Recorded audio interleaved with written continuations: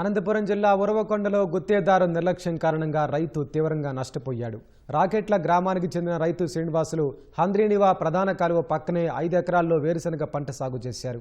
ఇటీవల కురిసిన భారీ వర్షాలకు కాలువలో నీటి ప్రవాహం పెరిగింది. కాలువ విస్తరణ పనులకు ఆటంకం ఏర్పడుతుందని గుత్తేదారు కాలువకు గండి కొట్టించారు. దీంతో వేరుశనగ పంట నీట మునిగి 4 లక్షల వరకు నష్టం వాటిల్లిందని రైతు ఆవేదన వ్యక్తం చేశారు.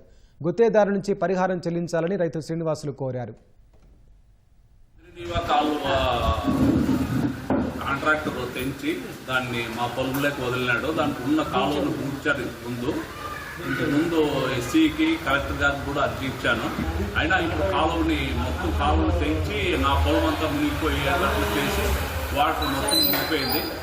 దానికి నాకు 4 లక్షలు నష్టపరిహారం, 5 ఎకరాలు వేరుశనగ మొత్తం పిల్లిపోయింది. నష్టపరిహారం మీరు కట్టించాల్సిందే ప్రభుత్వానికి విజ్ఞప్తి చేస్తుంది.